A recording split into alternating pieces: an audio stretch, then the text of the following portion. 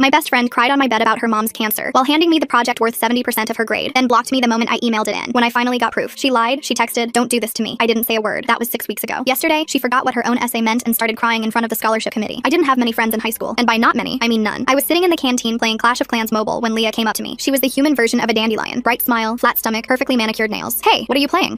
Just a game that I like." I was scared of her judging me until she took out her phone and showed me her base. She was the first person that I'd talked to all year, and I kept waiting for the other shoe to drop, but it never did. Leah had so many friends, but never took more than 2 hours to text me back. She wasn't ashamed of me, and any photos she took of us together always went on her Instagram story with a "You Get Me So High" song in it. So when she texted asking for help with her homework answers, I spent twice as long on my worksheet to make sure that they were right before I sent them, because I might be ugly, chubby, with no riz, but I was blessed with one thing, and that was my intelligence. I had a 4.2 GPA and never found school that hard, but I knew other people did. So sometimes after a test, I'd say I definitely failed, even when I knew I got all the answers right just to seem relatable. So when I sent Leah the answers and she got an A, she practically fell in love with me, LOL. "Thank you, thank you, thank you," she exclaimed before wrapping her arms around me. "Do you want me to tutor you? I'm pretty good." "Yes, you are the freaking best." From there, all our hangouts became study sessions, and her GPA went from a 2.4 to 3.7, except it wasn't because she was getting better. You see, Leah was gifted in every area but focus or work ethic. She swore she has undiagnosed ADH and TBH. I believed it. She couldn't sit still without tapping her leg, is the definition of the YAP-atron 5000, and anytime she got a phone notification while trying to study, her brain would completely switch off. The girl was incapable of doing anything without zoning out, but she was my best friend at the time, so I wanted us to go to the same college and be friends for life. So I did what any girl's girl would do in that situation. I started doing her assignments for her. Nothing crazy. Just an algebra function here, an English essay question there. It wasn't until one day when Leah called me in tears that I had to up my game. "Can I come over?" she asked, voice shaking. I immediately said yes. So there we were, sitting on my silk bed sheets when she broke the news. My mom has stage 3 cancer. As soon as I caught sight of the tears pooling in her eyes, I started crying too. The room was silent for a while. When the tears subsided, I took my phone out and started playing Skibidi Toilet on YouTube to lighten the mood. This actually worked, and soon we were both laughing so hard our ribs started hurting. I should have known no one goes from crying to laughing that quickly. That's when she took out her book bag and started working on her project. It was the one that counted towards 70% of our final English grade, her worst subject. "Leah, I can do your project for you," I offered. Immediately, her entire face lit up like I'd never seen before. "Really?" She said it like it was a question, but she was already handing her project over to me. For the next few weeks, I was completely swamped. Between my workload, Leah's project, and Leah's other assignments, I barely had time to go to the bathroom and take a shot without worrying about school. But even through hospital visits and taking care of her mom, Leah was supportive. Every night, she ordered me my favorite on DoorDash, Wingstop with a bottle of Simply Lemonade. I didn't see her much though, but I just figured she wanted some alone time. Fair enough. Fast forward to the day when it was time to present our projects. It was the first time Leah had come into school in weeks. No one but me knew about her mom, and rumors were spreading that she was in Turkey getting implants. But I knew the truth, or so I thought. When she came in, I expected to see a girl barely hanging on by a thread. Messy hair, smudged mascara, puffy eyes, but Leah looked better than ever. And I never looked at her butt before, but I could hear everyone whispering about how it definitely looked bigger. When we locked eyes, I mouthed to her that I had emailed over her presentation, and she did the heart shape with her hands. And since it was high school, and people always gossip about something, I figured Leah had told me the truth until school ended. Because right there was her mom with freshly dyed platinum blonde long hair, obviously new lip filler, extremely glowy skin. "Surprise! I came to pick you up," she announced from the driver's seat of her car. I slowly turned to Leah, who was chewing her fingernails. She knew there was no talking her way out of it, so she got in the car without saying a word, and her mom drove off. When I checked my phone, I saw Leah had blocked me on everything. That's when the realization hit me. Her mom never had cancer. Our entire friendship had been a ploy for her academics. Leah wasn't some friendly, misunderstood, clueless girl. She was a dumb HE, and dumb HEs have to learn their lesson. The next morning, I woke up with a plan. If Leah thought she could use me and get away with it, she had another thing coming. I grabbed my laptop and started documenting everything. Every assignment I'd done for her, every text she'd sent asking for help, every Wingstop receipt I'd saved as a memento of our friendship. My fingers flew across the keyboard as I organized everything into folders. That's when I noticed something strange. The English project I'd spent weeks perfecting for Leah wasn't just submitted to our teacher. According to the school's online portal, it had also been entered into the Henderson Academic Excellence Award competition. My stomach dropped. That scholarship was worth $10,000, and I'd been counting on winning it to help pay for college. Now Leah's name was on my work, competing for my scholarship. I threw on yesterday's clothes and rushed to school early. Mrs. Peterson, our guidance counselor, was always in her office by 7 a.m. She'd help me sort this out. But when I burst through her door, breathless and panicked, she barely looked up from her computer. "Slow down," she said, adjusting her glasses. "What's this about?" I explained everything. The fake cancer story, the months of doing Leah's work, the scholarship theft. Mrs. Peterson's expression grew more skeptical with each word. "That's quite an accusation," she finally said. "But Leah's improvement this semester has been remarkable. She's shown real dedication, especially considering her difficult family circumstances." "But her mom doesn't have cancer," I practically shouted. "I saw her yesterday picking Leah up. She looked perfectly healthy." Mrs. Peterson's face hardened. "Perhaps you misunderstood the situation. Regardless, without proof, these are just allegations. I suggest you focus on your own work instead of trying to tear down a classmate who's finally succeeding." I left her office feeling like I'd been punched in the gut. By lunch, the whole school knew a twisted version of the story. According to the rumor mill, I'd been obsessed with Leah, got rejected when I confessed my feelings, and now I was trying to sabotage her out of jealousy. People whispered when I walked by. Someone even bumped into me hard enough to send my books flying. The next day, I found my locker covered in permanent marker. "Desperate loser" was scrawled across the metal in thick black letters. My hands shook as I tried to wipe it off, but it wouldn't budge. The janitor said he'd need special chemicals to remove it, but that would take days. I needed evidence. Real, undeniable proof. Then I remembered. I'd kept all my rough drafts in Google Docs with timestamps showing when I'd created and edited them. If I could show the scholarship committee that I'd written the project, they'd have to believe me. But when I logged into my account during computer class, my heart sank. Everything was gone. Every draft, every revision, every timestamp deleted. Somehow, Leah had gotten into my account and wiped it clean. "You okay?" Tyler whispered from the computer next to mine. We'd been in computer club together since freshman year, but we'd never really talked outside of meetings. I shook my head, unable to speak without crying. Tyler glanced at our teacher, who was helping another student, then rolled his chair closer. "What happened to your files?" he asked, looking at my empty Google Drive. I told him everything in hushed whispers. Unlike Mrs. Peterson, Tyler actually listened. When I finished, he cracked his knuckles and turned to his computer. "Lucky for you, Google keeps cached versions of deleted files for 30 days, he said, fingers flying across the keyboard. "If we can access the cache before it's permanently deleted." Within minutes, Tyler had recovered recovered everything. The timestamps clearly showed I'd been working on the project for weeks before Leah ever submitted it. I could have hugged him. Save everything to a flash drive, Tyler advised, and email copies to yourself at a different address. Don't let her delete the evidence again. Armed with proof, I felt confident enough to confront Leah after school. But before I could find her, her mom's Range Rover screeched into the parking lot. Leah's mom jumped out, marching straight toward me with fury in her eyes. "How dare you harass my daughter during her cancer treatment?" she screamed, loud enough for everyone to hear. "Haven't we been through enough?" Students pulled out their phones, recording the confrontation. I stood frozen, shocked by the performance. Leah appeared behind her mom, tears streaming down her face. For a moment, I almost believed them. Maybe there was some explanation. Maybe I'd misunderstood. Then I noticed the bar asked cancer awareness ribbon sticker on the Range Rover's bumper. It was brand new, still had air bubbles trapped underneath. Who puts a cancer awareness sticker on their car after treatment? "I'm not harassing anyone," I managed to say. "I just want my work back." "Your work?" Leah's mom laughed bitterly. "My daughter has worked harder than ever this semester, and you're trying to steal credit because you're jealous. I'll be filing a complaint with the principal about this bullying." They drove off, leaving me standing in the parking lot surrounded by judging stares. But something Tyler had said earlier stuck with me. If Leah was lying about the cancer, what else was she lying about? That night, I did something I'd never done before. I stalked Leah's Instagram. Not just her main feed, but her tagged photos, her friends' accounts, everything. And that's when I found it. During the weeks when Leah was supposedly at the hospital with her mom, her friend had posted photos from Miami. And there was Leah, tanning on the beach, holding a mojito, looking very much not like someone dealing with a family cancer crisis. I screenshotted everything, checking the location tags to confirm. Every hospital day matched up with a Miami post. The evidence was piling up, but I needed more. The next morning, Principal Brooks called me into his office. My parents were already there, looking concerned. Leah had filed an official complaint, claiming I'd threatened her. "This is a serious accusation," Mr. Brooks said, sliding a paper across his desk. It was Leah's written statement describing threatening messages I'd supposedly sent and confrontations that never happened. As my parents read the statement, looking increasingly worried, I noticed something odd. Leah had written color instead of color, and realize instead of realize, British spellings. But Leah had lived in America her whole life, just like me. "I've never threatened Leah," I said, "and I can prove she's lying about everything else too." I pulled out my phone and showed them the Miami photos, the timestamps on my recovered documents, everything. But Mr. Brooks seemed unmoved. "Social media posts can be misleading," he said, "and those documents could have been created after the fact." My mom, who'd been quiet until now, suddenly spoke up. "Wait, did Leah write the statement herself?" Mr. Brooks nodded. "Then why is she using British spellings?" my mom asked. "My daughter has never spelled color with a U in her life. I remember helping her study for spelling tests in elementary school." She was right. I'd always been meticulous about using American spellings, and I'd written Leah's entire project. If Leah had actually written it herself, she would have used British spellings like in her complaint. Mr. Brooks frowned, comparing the complaint to a printed copy of Leah's project submission. The spellings were different. American in the project, British in the complaint. "I'll need to look into this further," he said slowly. Word spread quickly about the investigation. Leah's friend group started excluding other smart kids from their study groups, claiming they were all cheaters like me. The divide in the school was growing, but I kept finding more evidence. One day, while eating lunch alone, I noticed a Wingstop bag in the trash. Out of curiosity, I grabbed the receipt. It was from one of the days Leah had ordered food for me, paid with her mom's credit card. The date matched a supposed chemo day. Would someone undergoing cancer treatment really be ordering takeout? I started collecting every receipt I could find, building a timeline. The credit card statements would show Leah's mom was buying Wingstop and shopping at Nordstrom when she was supposedly getting chemo. Ms. Sappy, our English teacher, called me aside after class one day. "I've been reviewing Leah's recent work," she said quietly. "The vocabulary and sentence structure in her project don't match anything she's written in class. Even her in-class essays use completely different words." She couldn't officially accuse Leah of cheating, but her observation added to my growing pile of evidence. More teachers started noticing discrepancies. Leah's other subjects showed no improvement, just English, the one class where I'd done all her work. The pressure was getting to Leah. She started making mistakes, claiming she couldn't write because of carpal tunnel syndrome when asked to provide a handwriting sample. But the school nurse confirmed there was no medical documentation for any such condition. Finally, the scholarship committee announced they would require both finalists to present their projects live. They wanted to see if we could explain our work and answer questions about our methodology. That night, my phone buzzed with texts from an unknown number. It was Leah. "Please help me. I'll split the money with you. 50-50, I promise. I need this scholarship. Don't do this to me." I screenshotted every message but didn't respond. She'd made her choice when she'd stolen my work and tried to ruin my reputation. The day of the presentation arrived. I went first, explaining every aspect of the project I'd spent weeks perfecting. The committee asked detailed questions about my literary references, my analysis methodology, and my conclusions. I answered everything confidently because it was my work. Then it was Leah's turn. She walked to the front of the room, hands shaking. From the first sentence, it was clear she had no idea what she was talking about. She stumbled over basic concepts, mispronounced author names, and couldn't explain the theoretical framework I'd used. "Can you elaborate on your reference to Faulkner's stream of consciousness technique?" one committee member asked. Leah's face went blank.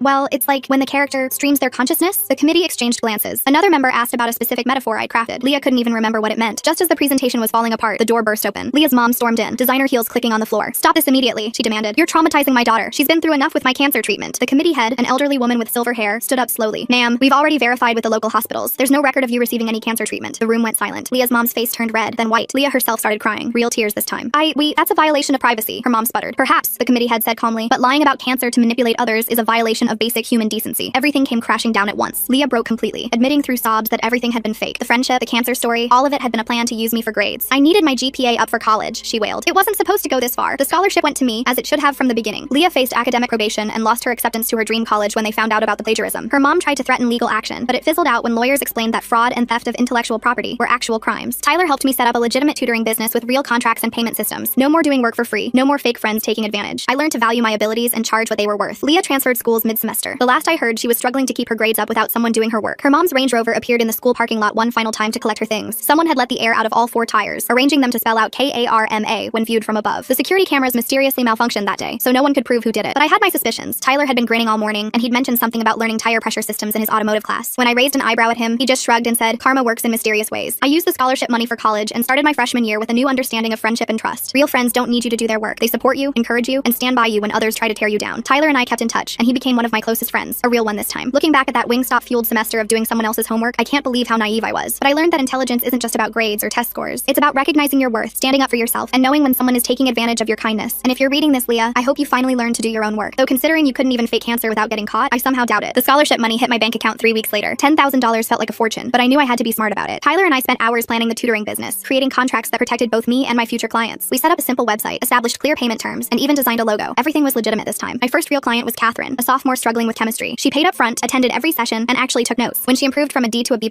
she wrote me a glowing review. Word spread quickly about my tutoring services, but this time it was different. People respected what I was doing. One afternoon, while helping Catherine with molecular structures, my phone buzzed with a notification. Someone had tagged me in a post. My blood ran cold when I saw it was from Leah's new school account. The post showed a photo of me from freshman year, badly edited to look like I was cheating on a test. The caption read, "Some people pretend to be smart but are actually frauds. Know anyone like this?" The comments were already piling up. People from my school defended me, but students from Leah's new school believed her lies. I screenshotted everything and blocked the account, but the damage was spreading. More fake accounts popped up, each spreading different versions of the same lie. One claimed I'd hacked into the school system to change my grades. Another said I'd been selling test answers since middle school. Tyler found me in the library, my laptop surrounded by printed screenshots. "She's not giving up," he said, looking at the evidence. "She already lost everything," I said, frustrated. "Why is she still coming after me?" "Because you won," Tyler replied simply, "and people like Leah can't handle losing." The harassment escalated. Fake tutoring reviews appeared online, claiming I'd stolen money or provided wrong answers on purpose. My business email got flooded with spam. Someone even created a website with my name in the URL, filled with fabricated stories about my supposed cheating empire. I reported everything to the platforms, but new accounts appeared faster than the old ones could be removed. My tutoring inquiries dropped to 0. Parents who'd been interested suddenly stopped responding to my emails. Catherine's mom called to say they'd be finding a new tutor, though Catherine herself texted me privately to say she didn't believe the rumors. The situation reached a breaking point when someone posted my home address online. My parents found out about everything when strangers started calling our landline, asking if the cheater was home. My mom was furious, but not at me. "This is harassment," she said, pacing our living room. "We need to document everything." My dad, usually the calm one, looked ready to drive to Leah's new school himself. "This has gone too far. She's targeting our family now." We spent the weekend organizing evidence. Every fake post, every harassing message, every false review. Tyler helped us trace some of the accounts back to IP addresses, though we couldn't definitively prove they were Leah's. The pattern was clear though. All the posts appeared during school hours at her new school, and they stopped during her scheduled classes. On Monday, I walked into school to find a small group of students waiting by my locker. My stomach clenched, preparing for another confrontation. But instead of hostility, I saw concern on their faces. "We know what Leah's doing," Catherine said, stepping forward, "and we want to help." It turned out that Leah's campaign had backfired in ways she hadn't expected. Students who'd initially believed her lies started noticing inconsistencies. The stories kept changing. First I was a grade hacker, then a test thief, then somehow simultaneously failing all my classes while selling perfect essays. None of it added up. Nathan, a junior from my AP history class, had done some digging. "I found posts from Leah's old Instagram before she deleted it," he said, showing me his phone. "Look at the dates on these Miami photos." He'd found even more evidence of her spring break trip during the supposed cancer treatment. But more importantly, he'd found posts where Leah bragged about gaming the system and working smarter, not harder, with winky face emojis. The timestamps matched when I'd been doing her assignments. "We're starting a counter campaign," Catherine announced. "Truth over lies. We're going to flood social media with the real story." I wanted to tell them not to bother, that it wasn't worth it. But seeing my classmates rally around me, people I'd barely talked to before this mess, made me realize something. Leah had tried to isolate me again, but instead, she'd given me something I'd never had, a real community. The Truth Over Lies campaign started small. Students shared their own stories about academic integrity, about the pressure to cheat, about choosing honesty even when it was harder. They didn't attack Leah directly, which made the message even more powerful. The hashtag started trending at our school, then spread to neighboring districts. Tyler created a simple website that laid out the facts without emotion or accusation, just timestamps, screenshots, and verifiable information. He made sure everything was legally sound, nothing that could be considered doxing or harassment, just truth. The principal called an assembly about cyberbullying and academic integrity. Mr. Brooks didn't mention names, but everyone knew what had prompted it. He talked about the serious consequences of online harassment and the importance of ethical behavior both online and offline. "We've seen an increase in cyber harassment cases," he said, looking directly at the section where Leah's former friend group sat. "Let me be clear, there will be consequences for anyone engaging in this behavior, regardless of which school they currently attend." After the assembly, Mrs. Peterson found me in the hallway. She looked uncomfortable, fidgeting with her cardigan buttons. "I owe you an apology," she said quietly. "I should have listened when you came to me. I failed in my duty as a counselor. I didn't know what to say." Part of me wanted to be angry, to point out how her dismissal had enabled everything that followed, but I could see the genuine regret in her eyes. "I've been reviewing Leah's records," she continued. "There were signs I missed. Sudden grade improvements without corresponding test scores, essays that didn't match her in-class writing samples. I should have investigated. What happens now?" I asked. "I've contacted her new school's administration. They're aware of the situation." She paused, choosing her words carefully. "They're taking it very seriously." The fake account suddenly went silent. The harassing messages stopped. The fake reviews disappeared as platforms investigated and removed them. It seemed Leah's new school had intervened, but the damage to my tutoring business was done. Even with the Truth Over Lies campaign, parents were hesitant. Trust, once broken, was hard to rebuild. I had the scholarship money, but my dream of building a legitimate tutoring business felt crushed. That's when Ms. Sappi approached me with an unexpected proposal. "The English department is starting a peer tutoring program," she said. "Official, through the school, with teacher supervision. We need someone to lead it." It wasn't the independent business I'd envisioned, but it was something better, a chance to help students while being protected by institutional support. No one could question the legitimacy of a school-sponsored program. Tyler helped me redesign everything for the official program. We created intake forms, progress tracking sheets, and a matching system that paired tutors with students based on specific needs. The school provided the space and the oversight. I provided the experience and the organizational skills. Our first session had 5 tutors and 12 students seeking help. By the third week, we had 15 tutors and nearly 40 students. The program was working, and more importantly, it was helping kids who actually wanted to learn. One day, while organizing session schedules, I noticed a familiar name on an intake form. Jonathan, from Leah's new school, seeking help with college application essays. His note explained that he'd heard about our program through social media and was willing to commute for quality help. During our first session, Jonathan revealed why he'd really come. "I know Leah," he said quietly. "She's in my grade. What she did to you, it's not the first time." My hands stilled on my keyboard. keyboard. What do you mean? She tried the same thing with another girl at our school, pretended to be friends, got her to do homework, then turned on her when she got caught. He pulled out his phone, showing me screenshots from a group chat. But this time, people knew her game. The girl she targeted had saved everything from day one. The messages showed Leah trying to orchestrate the same scheme, but her new target had been warned. Students who'd transferred from our school had spread the word about what Leah had done to me. Her reputation had preceded her. She's failing most of her classes now, Jonathan continued. No one will study with her. No one trusts her. She keeps trying to find new targets, but word spreads fast. I felt a mix of vindication and pity. Leah had created her own prison, one built from lies and manipulation. Every school she transferred to, the story would follow. In trying to destroy my reputation, she'd permanently damaged her own. The tutoring program continued to grow. We expanded beyond English to include math, science, and history. The school board took notice, and there was talk of implementing similar programs district-wide. What had started as Leah's attempt to steal my work had transformed into something that helped hundreds of students. Tyler became the program's technical coordinator, creating an app that matched tutors with students more efficiently. Catherine recruited new tutors from the Honor Society. Nathan managed our social media presence, sharing success stories and study tips. The community that had formed to defend me against Leah's lies had evolved into something meaningful and lasting. One afternoon, while reviewing program statistics for a school board presentation, I received an unexpected email. It was from Leah's mom, sent from what appeared to be a new email address. I know you have no reason to read this, it began, but I need you to know that I'm sorry. I enabled my daughter's behavior. I taught her that shortcuts were acceptable, that image mattered more than integrity. When she told me about the cancer lie, I should have stopped it immediately. Instead, I participated. I failed as a parent, and I failed you as an adult who should have known better. Leah is getting help now, real help. Not for college applications or appearances, but because she needs it. I don't expect forgiveness. I just wanted you to know that we're trying to do better. I read the email 3 times, unsure how to feel. Tyler, reading over my shoulder, whistled low. That's unexpected. Do you think it's real? I asked. Does it matter? Tyler responded. You've moved on. You're helping people. What Leah and her mom do now is their journey, not yours. He was right. I archived the email without responding. Some bridges, once burned, didn't need rebuilding. The best response was to continue doing what I'd been doing, helping students legitimately, building something positive from a negative experience. The school board approved the district-wide expansion of our tutoring program. They offered me a paid position as student coordinator, working with administrators to implement the program in other schools. It wasn't just a job, it was validation that my work had value beyond grades or test scores. During the implementation meetings, I met other students who'd had similar experiences. Stories of friendship exploitation, academic manipulation, and social sabotage were more common than I'd realized. Our program became not just about tutoring, but about creating ethical academic environments where students could help each other without fear of exploitation. 6 months after everything had started, I stood in front of a district-wide assembly, presenting our program's success metrics. Hundreds of students had improved their grades through legitimate tutoring. Dozens of tutors had gained valuable teaching experience and service hours. The program had created a culture shift, making it cool to help others succeed rather than tear them down. As I spoke, I thought about how different my life might have been if I'd never met Leah. I might still be friendless, playing Clash of Clans alone in the cafeteria. I might never have discovered my talent for teaching or found my real community. In trying to use me, Leah had inadvertently pushed me to become someone stronger, someone who knew their worth. The presentation ended to genuine applause. Teachers, administrators, and students approached me afterward with questions and congratulations. Among them was a freshman girl, nervous and clutching her notebook. I'm having trouble with algebra, she said quietly, and some kids said I should just get someone else to do it for me. But I want to actually learn. Can your program help? I smiled, remembering my own freshman self, desperate for connection and validation. Absolutely. Learning it yourself is always better than taking shortcuts. Let me introduce you to our math tutoring coordinator. As I walked her over to our math section, I caught a glimpse of someone familiar through the window. Leah stood outside, wearing a uniform from a local fast food restaurant. Our eyes met for a moment. She looked tired, older somehow, though only months had passed. She raised her hand as if to wave, then thought better of it and walked away. I turned back to the freshman, focusing on what mattered. The past was the past. The future was built on choices made in the present, and I chose to help those who genuinely wanted to learn, to build communities based on trust and mutual support, to value integrity over shortcuts. The tutoring program thrived. My college applications showcased not just my grades, but my leadership in creating meaningful change. Universities were interested in students who could identify problems and create solutions, who could turn negative experiences into positive outcomes. Tyler got accepted early to MIT, his technical skills and program development experience setting him apart. Catherine earned a full scholarship to study education. Nathan's communications work with our program landed him internships with social media companies interested in positive online campaigns. We'd all grown from that terrible experience with Leah. What had started as exploitation and betrayal had transformed into opportunity and community. The students we tutored went on to help others. The program we built became a model for ethical academic support. On my last day of high school, cleaning out my locker, I found an old Wingstop receipt tucked behind my textbooks, one of the many Leah had ordered during her fake cancer scheme. I stared at it for a moment, remembering how grateful I'd felt for her friendship, how willing I'd been to do anything to maintain it. Tyler appeared beside me carrying a box of his computer equipment. Souvenir? He asked, noticing the receipt. More like a reminder, I said, crumpling it up, of what not to accept in a friendship, and what to build instead, he added, gesturing toward the tutoring center we'd created, bustling with students helping students. I threw the receipt in the recycling bin and closed my locker for the last time. The girl who'd sat alone in the cafeteria, desperate for any friendship, was gone. In her place stood someone who understood that real connections were built on mutual respect, that helping others meant empowering them to succeed on their own, that integrity was worth more than shortcuts. The Leah chapter of my life was closed, but the lessons it taught continued to shape my future. Every student I helped learn to trust their own abilities, every tutor I trained to support without enabling, every program I developed that promoted ethical academic support, they all stemmed from that painful experience of being used. The summer after graduation brought unexpected challenges. I'd accepted a position at a state university 2 hours away, excited to start fresh where nobody knew about the Leah drama. Tyler was heading to MIT in the fall. Catherine had her education scholarship lined up, and Nathan was already working remotely for a startup. We'd made plans to keep the tutoring program running with new student leaders. 3 days before I was supposed to leave for orientation, my phone rang at 2 a.m. The number wasn't saved, but something made me answer. Is this the girl who runs the tutoring program? The voice was young, scared. I sat up in bed. Who is this? My name's Sarah. I go to Westfield High, where Leah transferred. She's doing it again. My blood ran cold. I grabbed my laptop and opened a video call with Tyler, who was somehow still awake coding. Sarah's story spilled out in fragments. Leah had befriended her, claimed her grandmother was dying, convinced Sarah to write her college essays. When Sarah tried to back out, Leah threatened to tell everyone Sarah was selling essays for money. She has screenshots of fake conversations, Sarah sobbed. She edited them to make it look like I was running an essay mill. My parents don't believe me. The principal thinks I'm lying. Tyler was already pulling up social media, finding the posts. Leah had learned from her mistakes. This time she'd been more careful, more calculated. The fake evidence looked convincing. lying. Send me everything, I told Sarah. Every text, every email, every assignment you did for her. Over the next 48 hours, Tyler, Catherine, Nathan, and I worked around the clock. We created a comprehensive timeline showing how Leah's tactics had evolved, but followed the same pattern. Tyler found metadata proving the screenshots were doctored. Catherine reached out to other students at Westfield who'd noticed red flags about Leah, but Leah had anticipated this. She'd already filed a restraining order against me, claiming I was stalking and harassing her across schools. My parents received legal documents the next morning. If I contacted anyone at Westfield about Leah, I could face criminal charges. She's trying to silence you, my mom said, reading through the papers. She knows you're the only one who can expose her pattern. The restraining order was bullshit, but fighting it would take time and money. Meanwhile, Sarah was facing expulsion. Her college acceptance was in jeopardy, just like Leah had tried to do to me. Tyler had an idea. We can't contact Westfield directly, but what if we expand the tutoring program there? Train their students to recognize academic manipulation. It was brilliant. We couldn't name Leah specifically, but we could educate students about the warning signs. Catherine created workshop materials about ethical tutoring relationships. Nathan designed social media campaigns about academic integrity that just happened to describe situations exactly like what Leah did. The Westfield principal initially refused our program, but Sarah's parents and several other families pressured the school board. They wanted safeguards against academic exploitation. Within a week, we had approval to launch a pilot program. I couldn't go myself because of the restraining order, but Catherine and Nathan ran the first session. 40 students showed up. As they discussed hypothetical scenarios that matched Leah's tactics perfectly, students started connecting dots. 3 more victims came forward. Leah panicked. She tried to transfer schools again, but word had spread through our network. Every school in the district now had our tutoring program materials. They knew what to watch for. Her mom showed up at my house one evening, mascara streaking down her face. My parents almost didn't let her in, but I was curious. You've ruined her life, she accused, standing in our foyer. She can't go anywhere without people knowing. She's had to get therapy, take medication. Are you happy now? I thought about Sarah, about the other victims, about everyone Leah had hurt. Your daughter needs help, not new victims. Maybe therapy is exactly what she needs. She's just a child, her mom wailed. She made mistakes. She's 18, I replied calmly. Old enough to know that fraud and extortion are crimes, not mistakes. Her mom's face twisted. I'll destroy you. I'll make sure no college will take you. I have connections. My dad stepped forward. Ma'am, you need to leave. And if you threaten my daughter again, we'll be filing our own restraining order. She stormed out, but not before throwing a final barb. Leah was right about you. You're nothing but a jealous, vindictive little. The door closed on her words. My parents and I stood in silence for a moment. You okay? My mom asked. I nodded. I was more than okay. I'd stood up to a bully and her enabler without flinching. The next few weeks were intense. Leah's mom tried to follow through on her threats, contacting my future university with accusations. But the school had already reviewed my application thoroughly. They'd seen my work with the tutoring program, the letters of recommendation from teachers and administrators, the documented evidence of what I'd overcome. The admissions officer actually called me personally. We've received some concerning communications about you, she said carefully. But frankly, they've only reinforced why we accepted you. Your ability to maintain integrity under pressure is exactly what we value. Meanwhile, the Westfield situation exploded. The 3 new victims had saved everything. Unlike me, they'd been warned to document from day one. The evidence was overwhelming. Leah faced academic fraud charges from multiple students. Sarah called me crying again, but this time with relief. The school cleared my record. My college acceptance is safe. Thank you. Thank Tyler, Catherine, and Nathan too, I said. We're a team. The tutoring program expansion accelerated. School boards from neighboring counties reached out, wanting to implement our model. We created a nonprofit organization to manage the growth. Tyler built a secure platform for students to report academic exploitation anonymously. Catherine developed training modules for peer tutors. Nathan managed partnerships with schools and communities. 2 weeks before leaving for college, we held a final meeting to transition leadership. The high school cafeteria was packed with tutors, students, parents, and administrators. As I looked out at the crowd, I spotted a familiar face in the back. Leah stood by the door, shoulders hunched, wearing oversized sunglasses indoors. She looked smaller somehow, diminished. When our eyes met, she quickly looked away but didn't leave. I continued my presentation, explaining how the new student leaders would maintain program standards. Tyler demonstrated the reporting platform. Catherine walked through tutor training requirements. Nathan shared success metrics from our first year. This program exists because someone tried to exploit academic trust, I concluded. But instead of letting that betrayal define us, we built something better. We created a community where students help each other succeed honestly. The applause was thunderous. People approached with questions, congratulations, and stories of how the program had helped them. Through it all, Leah remained by the door, watching. As the crowd thinned, she finally approached. Tyler tensed beside me, but I put a hand on his arm. I won't stay long, Leah said quietly.